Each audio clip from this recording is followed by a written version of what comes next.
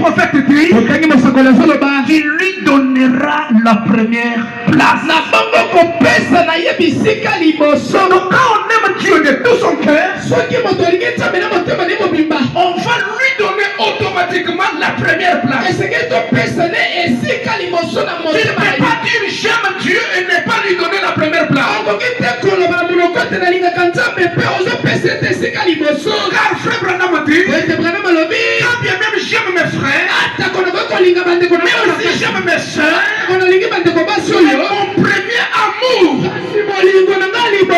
mon premier amour, c'est le Seigneur Jésus-Christ. C'est mon premier engagement. Même si tu as une femme, même si tu as un homme, mettez ça dans la tête. C'est ton premier engagement.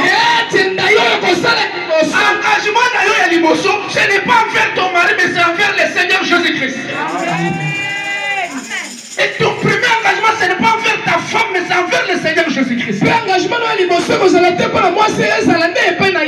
Vous êtes mariés dans le Seigneur. Mais qui vous a unis? Parce que nous chantons que bénis sont les liens qui nous unissent dans l'amour. Quels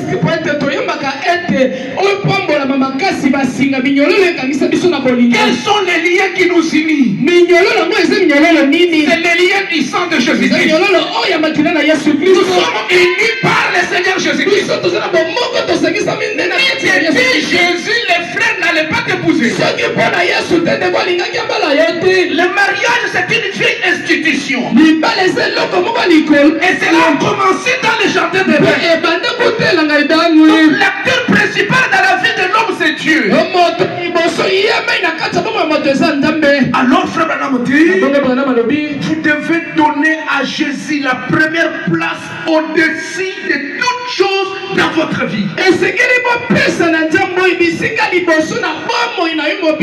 Il dit devant n'importe quoi, devant vos enfants, devant votre travail, devant même votre argent. Donnez d'abord à Jésus la première place. Parce que c'est lui le maître. Il est le seul donateur de tout don. Tout ce que tu es, tout ce que tu as, c'est lui qui te l'a donné. Frère Branham dit, aucun homme ne reçoit quelque chose ici sur la terre si le ciel ne lui a pas donné. L'argent que tu as, l'amour santé que tu as, c'est Dieu qui te le donne. C'est Dieu qui te donne. Prends tout ce que tu es et tout ce que tu as, mets ça en premier lieu au service de qui? De Dieu. Nous avons lu ça le vendredi. Je reviens tout petit mais pour les absents. Pour que vous puissiez entrer avec nous dans la même barque. Parce que si j'entame directement le deuxième point, vous n'allez pas comprendre qu'est-ce que nous parlons.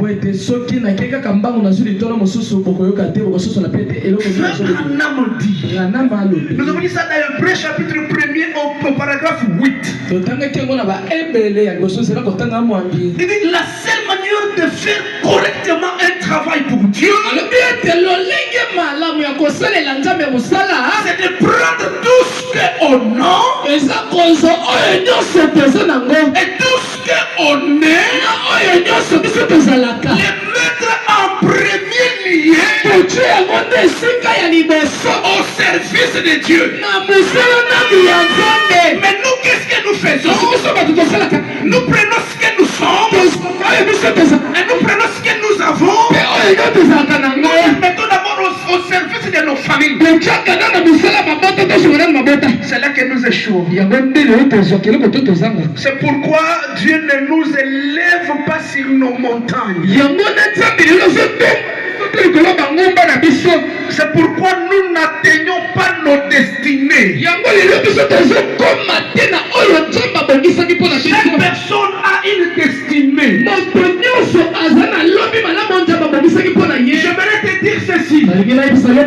Tout ce que nous sommes,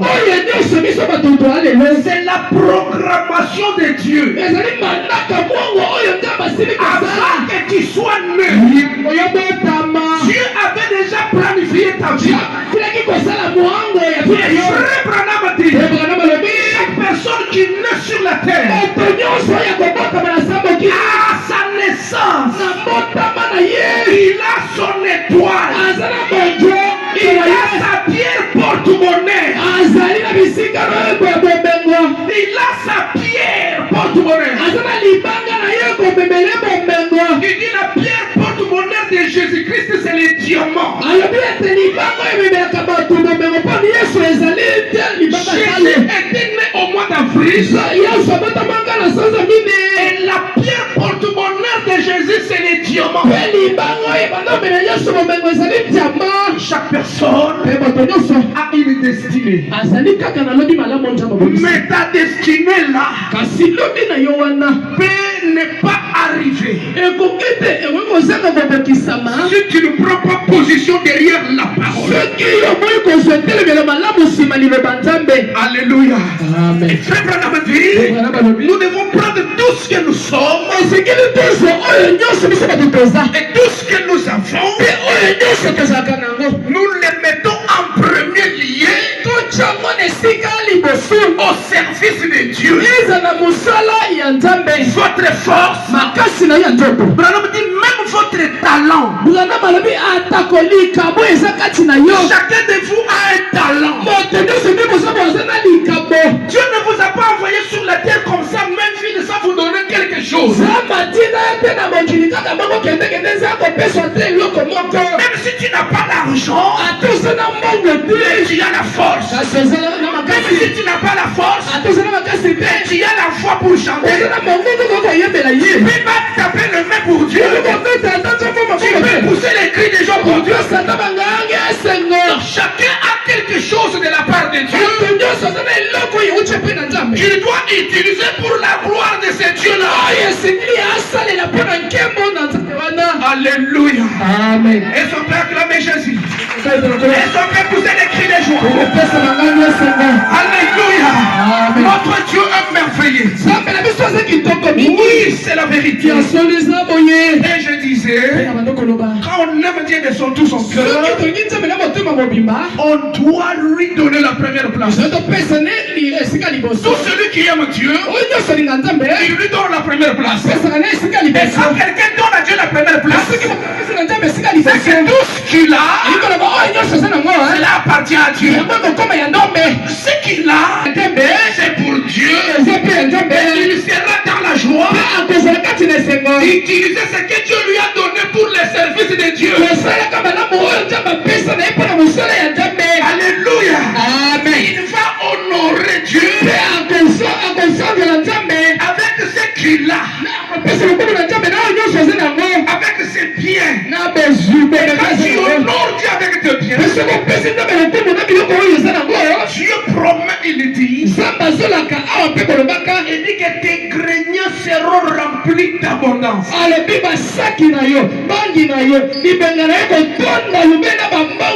S'il y a quelque chose que le diable combat, c'est la bénédiction matérielle et financière des enfants de Dieu. Le diable combat la bénédiction des enfants de Dieu. Il fait que les enfants de Dieu restent pauvres pour qu'ils aillent chez lui. Pour qu'ils leur disent que votre Dieu que vous adorez ne bénit pas. Alors, il endurcit leur cœur pour qu'ils n'honorent pas Dieu avec leur bien. Parce que Dieu bénit celui qui donne. La bénédiction de Dieu vient toujours lorsque vous donnez. Si nous retournons avec Abraham, nous avons parlé de Lévi qui était dans le rêve d'Abraham. Remarquez, Abraham paye la dîme à Melchisedec.